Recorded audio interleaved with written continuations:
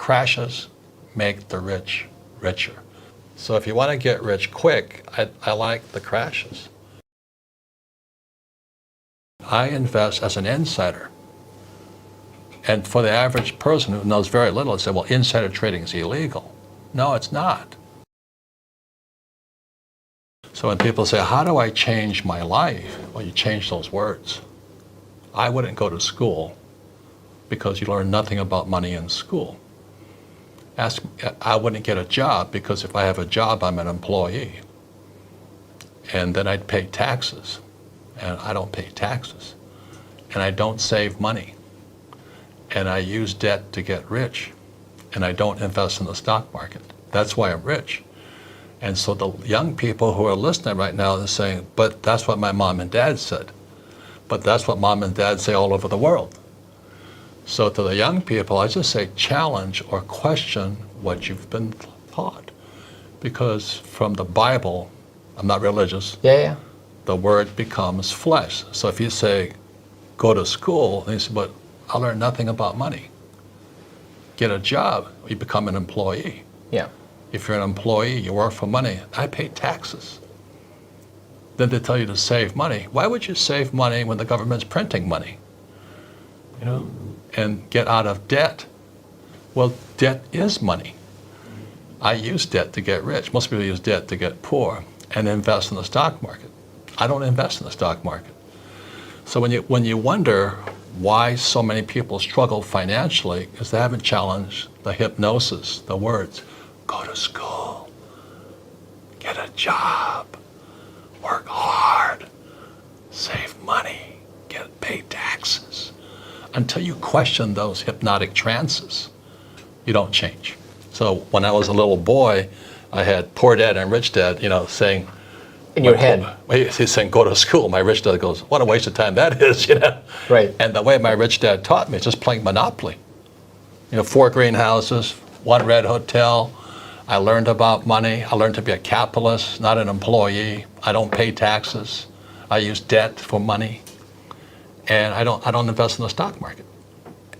And when I say that to adults, they get angry at me. So, well, that's what I've done. I said, well, that's why you're poor.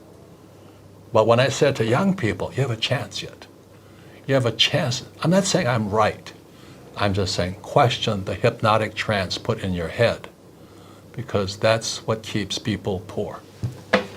The economy doesn't exist out here. The economy exists in here. Yeah. And until you change the words become flesh. If you get a job, you're an employee. If you save money, you're a saver.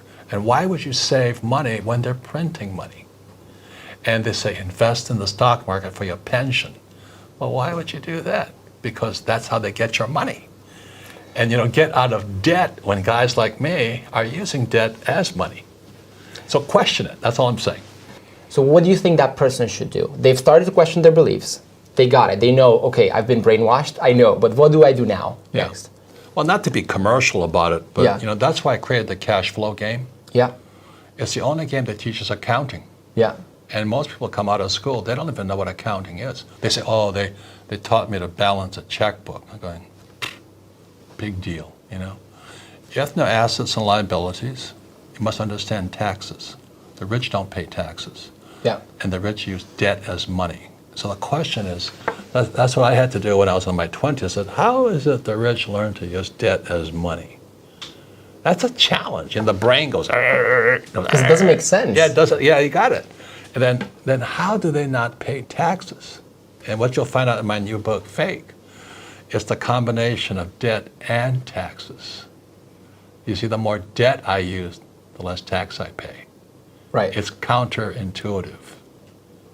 And that works because you're creating jobs, or why is that working? Well, there's many reasons, okay. And that's why I have the best tax advisors. The biggest thing for most young people is that our schools teach us to be ICs, independent contractors, okay. or self-employed, or even if you're an employee, you're still an independent contractor who has a job. And you do it by yourself. I think much of the young world is in the selfie world. Look at me, look at me, yeah. look at me. Whereas in my world, it's a team sport. I'm a rugby player. I go on the field with a team, toughest, meanest guys I know. And so you could be the A student from Princeton, but I go on this field with 15 tough men, kick your ass. And so the average guy is coming out there, you know, like, oh, I got an A, I went to Princeton, I went to Harvard, and corporate America comes out and they go, boom. So that's why when I talk to young people, I say, look, it's a team sport. So the first person I have is a bookkeeper. Bookkeeper is the lowest paid person on my team, but the most important. Right. The bookkeeper then keeps the accurate records that my accountant can use, and my attorney can use, and my banker can use. That's the combination there. And my banker, my attorney, and my accountant must work together as a team. Most people, their bankers, accountants, and attorneys don't work together as teams, because in school we're taught to take our tests on our own. If you ask for help, you're cheating. In my world, it's called cooperation. And what I found with most smart people, they don't know how to cooperate. They don't know how to ask for help, because in their brains, that's cheating. It means you're stupid. It means you're weak. It means you're stupid. I didn't have that problem because I was stupid in school, so I was asked for help. But the teacher says that's cheating. And I want the smartest attorneys, accountants, bookkeepers, bankers, politicians. I come at it as a team. Just think about this. It's like a basketball team. They're playing basketball. But you went to Harvard, you have a master's, your PhD, but you're playing against 5 guys. I don't care how smart you are. Those 5 guys will kick your butt all day long. This is not in the movies. Bruce Lee cannot really beat 10 people in real life, That's right. But that's in, what in the people movies, don't believe. that's what's perceived. Like if you're good enough, you can beat 10 people. Yeah, that's in real not life, true. you're going to lose every Not time. not in the corporate world. So I operate according to the rules of corporate America. Yeah. I don't operate according to the rules of employee America. They're different. The tax rules for corporate guys is less than employees. Employees pay the highest taxes. Yeah. Guys like Trump and me pay 0. The biggest thing about fake is, the dollar became fake, the US dollar became fake money in 71. But it's the fake teachers. Why would you listen to a poor person? Why would you listen to a poor person about money? And that was my poor dad. Very good man, PhD, but he always says, go to school, get a job, work hard, pay taxes, get out of debt, and invest in the stock market. He was trying to hypnotize me. And my rich dad, thank God I had a rich dad, he goes, you gotta be an idiot to follow that advice. And so you're a very bright young man to pick up Rich Dad, Poor Dad is only a book on accounting. My Cash Flow Game is only a book on accounting. That's the takeaway. It's all, but if you don't know accounting, you don't have accountability. Yeah. You have accountability in your life. And then you can question when somebody tells you to invest in the stock market. I go, well, when do I get my money back? So in fake, I talk about the infinite return. I never use my money. I don't need to save money. I use debt 100% of the time, and I don't pay taxes. So I took real estate courses, not because I like real estate, because real estate is about debt and taxes. Right. So the more debt I use, which is real money, debt is real money, the less tax I pay. And especially with the interest rates right now, they've been lowest in the last 5,000 years or something like that. Money is cheap right now, 0. Get it free. Yeah. Why would you save it? Why would you save it when they print it? And I talk about trade, investing. I invest as an insider. And for the average person who knows very little, they say, well, insider trading is illegal. No, it's not. But they've been programmed to think it's illegal. There are certain forms of investing where insider trading is illegal. But for the most part, it isn't illegal. But what fires off, because they've been hypnotized, oh, insider trading, he's a crook. Oh, and he doesn't pay taxes. Do you think I'd be writing about it if I was a criminal? So I wrote fake so people could challenge the hypnosis in their brains, go to school, work hard, pay taxes, get out of debt. I used debt as money, because in 1971, money became debt. people look at it now, and because they're scared and they are safety oriented, thinking, oh, I couldn't really start now because there's a financial crisis coming. Yeah. So why would I start now? So it's still the safety that they're looking for. So what would you think about, what would you say about that, about the financial crisis coming up? If, well, there should be some sort of corrections happening in the future. Well, let me ask you this. If you were, you had bought a ticket to get on the Titanic, right? Yeah. And you knew it was going to sink, what would you do? I'll build the best boat to get out of it. I would be getting ready to get off of it as quickly as possible. Okay. You know?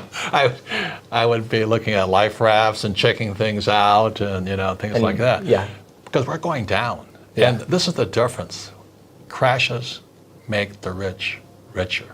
So what happens is, there's an old saying in investing, the bear goes up, the bull goes up the stairs. There's bulls and bears, right? Yeah. So the bull goes up the stairs, the bear goes out the window. So if you want to get rich quick, I like the crashes. Because you can buy low. Oh, shit, it comes down so fast. So if you can do it in stocks, you can short the thing, you can do, you know, naked put, yeah. You can be instantly quick. But it's slow going up, but it's fast when it crashes. So right now, if I was a young person, I'd be taking probably a stock options course to trade the market coming down, because you'll get rich faster that way. It takes about 5 years to practice that.